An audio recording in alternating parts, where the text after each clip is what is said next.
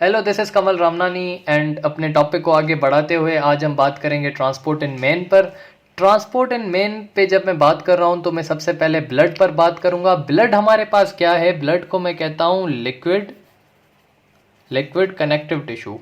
What is blood? Blood is actually the liquid connective tissue. ये liquid connective tissue red colour का होता है, इस वजह से हम रेड कनेक्टिव टिश्यू भी इसे कहते हैं। अच्छा, जो लिक्विड कनेक्टिव टिश्यू जो हमारे पास होता है, हम इसे कनेक्टिव टिश्यू क्यों कहते हैं? उसकी दो तीन रीजंस हैं। सबसे पहली वजह ये है कि ये मीजोडर्मल इन ओरिजिन होता है।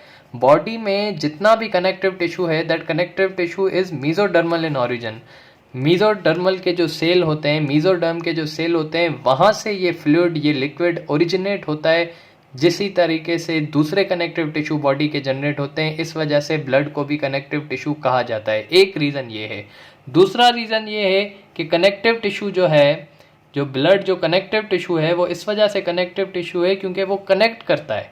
किसको कनेक्ट करता है? कनेक्शन करता है, कनेक्ट करता है बिटवीन ऑर्गन्स। ऑर्गन्स के बीच में एक कनेक्शन कायम करता है।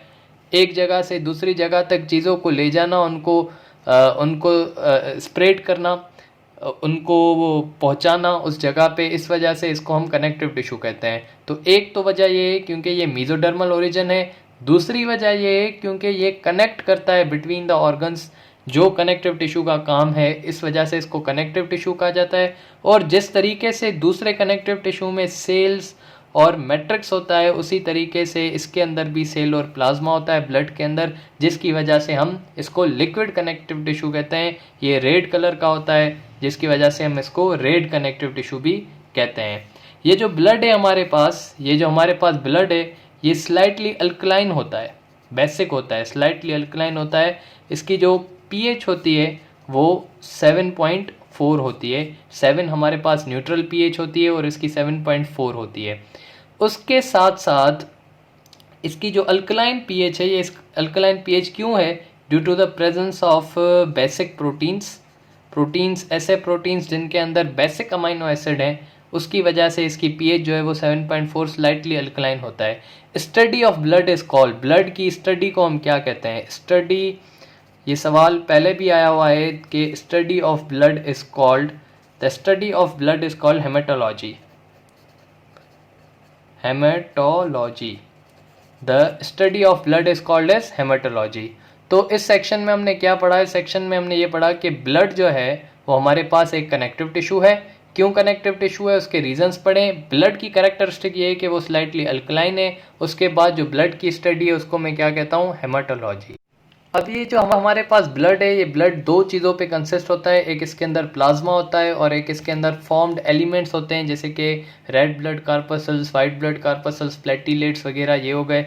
तो प्लाज्मा हमारे पास कितना होता है? प्लाज्मा हमारे पास 55% होता है और ये जो सारे सेल्स होते हैं ये हमारे पास 45% होते हैं। ये जो प्लाज्मा है, सबसे पहले मैं प्लाज्मा पे बात करूँ कि ये जो 55% प्लाज्मा है, ये भी दो चीज़ों पे कंसिस्ट होता है। ये 55 प्लाज्मा भी, इसके अंदर वाटर होता है और इसके अंदर हमारे पास डिजॉल्व्ड सब्सटेंस होते हैं। एक हमारे पास वाटर होता है और दूसरा हमारे पास इसके अंदर डिजॉल्व किए हुए सब्सटेंस होते हैं। ये जो वाटर है हमारे पास, ये वाटर हमारे पास 90% होता है और ये डिजॉल्व सब्सटेंस हमारे पास 10% होते हैं।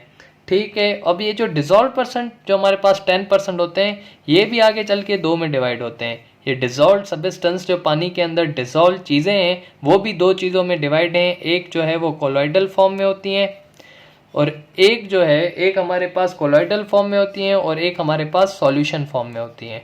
अब ये कोलॉइडल फॉर्म और सॉल्यूशन फॉर्म क्या है? फॉर एग्जांपल, ये मेरे पास एक सॉल्यूशन है। अगर ये सॉल्यूशन बिल्कुल, इसमें मुझे जो है चीनी मिलाई हुई है और इसमें कुछ भी मुझे नहीं दिख रहा, तो ये सॉल्यूट फॉर्म में है। लेकिन अगर सॉल्यूशन फॉर्म में है, लेकिन अगर मुझे पास कुछ कोलाइड्स नज़र आ रहे हैं जो इसमें डिज़ोल्व हुए पड़े हैं, लेकिन उनके पार्टिकल की साइज़ इतनी ज़्यादा है कि वो मुझे दिख रहे हैं, तो उसको मैं क्या बोलूँगा? कोलॉइडल फॉर्म में बोलूँगा। और इस कोलॉइडल फॉर्म में हमारे पास क्या होते हैं? हमारे पास प्रोटीन्स होते हैं। कौन से प्रोटीन्स होते हैं? जैसे कि अल्ब्यूमिन हो गया, जैसे कि ग्लोबुलिन हो गया। और इन प्रोटीन की परसेंट कितनी होती है? उस 10% से 7 to 8% ये हमारे पास प्रोटीन होते हैं जो कोलाइडल फॉर्म में होते हैं, डिजॉल्व्ड सब्सटेंस में। और सॉल्यूशन फॉर्म में हमारे पास इनऑर्गेनिक सॉल्ट्स होते हैं। इनऑर्गेनिक सॉल्ट्स जो कि इनऑर्गेनिक आयन से बने होते हैं, जैसे कि हमारे पास सोडियम हो गया, क्लोराइड हो गया, कैल्शियम हो गया, पोटाशियम हो गया, तो वो हमारे पास कितने होते हैं? ये हमारे पास सिर्फ 1 to 2% होते हैं। और इसके साथ सॉल्यूशन फॉर्म में दूसरे हमारे पास वेस्ट प्रोडक्ट्स होते हैं, जैसे कि यूरिया हो गया, जैसे कि नाइट्रोजीनियस वेस्ट प्रोडक्ट होते हैं, या हमारे पास फूड हो गए जैसे कि काफ़ी अमाइनो एसिड्स वगैरह होते हैं, ये हमारे पास सॉल्यूशन फॉर्म में होते हैं। ये भी हमारे पास 1% तक ये भी होते हैं। रेड ब्लड कॉर्पसल्स या एर्थ्रोसाइट्स, अब हम फॉर्म्ड एलिमेंट्स पे बात कर रहे हैं, जिसपे सबसे पहले मैं रेड ब्लड कॉर्पसल्स पे बात कर रहा हूँ। अच्छा, रेड ब्लड कॉर्पसल्स क्यों, सेल्स क्यों नहीं? उसकी मेन रीज़न ये है कि सेल्स हमारे पास जो है वो पर्टिकुलरली फ्लो नहीं करते। कार्पसल्स ऐसे सेल्स हैं जो हमारे पास फ्लो करते हैं, और इनके पास कुछ सेल्स की प्रॉपर्टीज़ नहीं होती। कौन सी प्रॉपर्टीज़? जैसे कि ये नॉन न्यूक्लिएटेड होते हैं, एक तो ये जो है वो नॉन न्यूक्लिएटेड होते हैं, ठीक है, और दूसरा इनके पास ऑर्गेनल्स नहीं होते। अच्छा, ये नॉन न्यूक्लिएटेड एट मैच्योरिटी होते हैं, जब ये मैच्योर हो जाते हैं तब इनके पास न्यूक्लियस नहीं होता, वरना जब ये स्टेम सेल से बनते हैं उस वक्त होता है, मैच्योर्ड सेल के पास नहीं होता। तो एक तो कार्पसल्स इनको इस वजह से कहते हैं क्योंकि ये सेल्स फ्लो करते हैं, और दूसरा इनके पास न्यूक्लियस और ऑर्गेनल्स की कमी होती है जो एक प्रॉपर सेल्स में होते हैं, इस वजह से इनको हम कार्पसल्स कहते हैं। रेड ब्लड सेल्स को एर्थ्रोसाइट्स क्यों कहते हैं? एर्थ्रो का मतलब हमारे पास रेड होता है और साइट्स का मतलब सेल होता है, तो वही बात हो गई। रेड ब्लड सेल इनको क्यों कहते हैं? क्योंकि इनका कलर रेड होता है, और इनका कलर रेड हमारे पास किसकी वजह से? हीमोग्लोबिन की वजह से होता है, जब वो ऑक्सीजन लेता है, जिसकी वजह से इसका कलर क्या होता है? रेड होता है। इसकी शेप क्या है? It is biconcave shape. Red blood cell की जो शेप है वो कुछ इस तरीके से बाइकॉन्केव शेप है, और इस बाइकॉन्केव शेप का जो डायामीटर है हमारे पास वो 7 to 8 माइक्रोमीटर है। और टोटल ब्लड में अगर हम देखें, एक ब्लड में देखें कि कितना का कितने आरबीसी होते हैं, तो 5 मिलियन आरबीसी होते हैं हमारे पास मिलीमीटर क्यूब ऑफ ब्लड में। अगर 1 मिलीमीटर क्यूब लूँ ना मैं ब्लड का, तो उसमें हमारे पास 5 मिलियन आरबीसी होते हैं, जो कि बहुत बड़ी तादाद है आरबीसीज की। उसके साथ जो है ये भी बताता चलूँ कि आरबीसी के प्रोडक्शन को मैं क्या कहता हूँ? एर्थ्रोपोएसिस कहता हूँ। What is erythropoiesis? The production of erythrocytes is known as erythropoiesis. ये कहाँ पे होती है? ये हमारे पास बोन मेरो में होती है।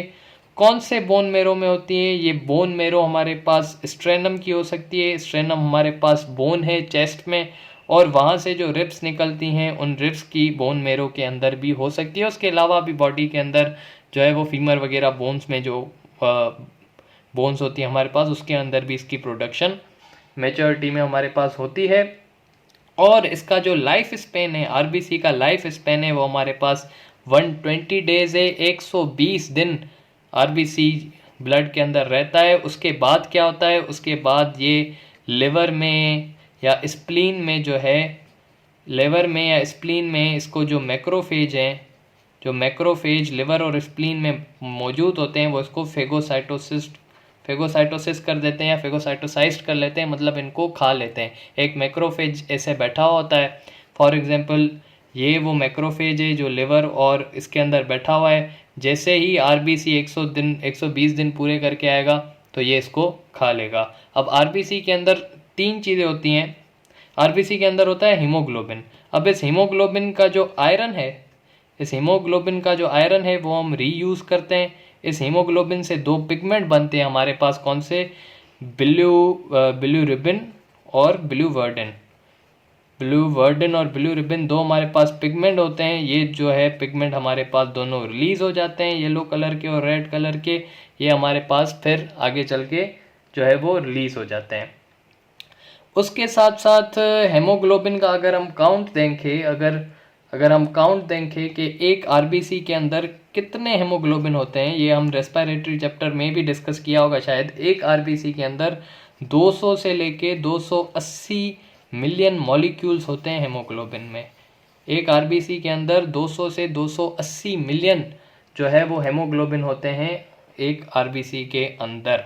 तो हमने जो है वो फॉर्म्ड एलिमेंट्स पे बात की कि भाई न्यूक्लियस नहीं होता, बाइकॉन्केव शेप होता है, डायमीटर पे बात की, टोटल काउंट पे बात की, एर्थ्रोपोइसिस क्या होता है, प्रोडक्शन होती है, लाइफ स्पेन 120 दिन, उसके बाद लिवर और स्प्लीन में मैक्रोफेजेस जो हैं इनको खा लेंगे। जब इनको खा लेंगे तो इनकी मेम्ब्रेन तो वैसे ही चली जाएगी। जो हेमोग्लोबिन है उसके अंदर 3 चीज़ें होती हैं, आयरन जो कि रीयूज होता है, बिलीरुबिन और बिलीवर्डिन जो है वो पिगमेंट्स बन के ब्लड में रिलीज हो जाते हैं। और इसी तरीके की कहानी हमने इस फॉर्म्ड एलिमेंट्स की देखी। अब नेक्स्ट वीडियो में हम वाइट ब्लड सेल्स के बारे में देखेंगे।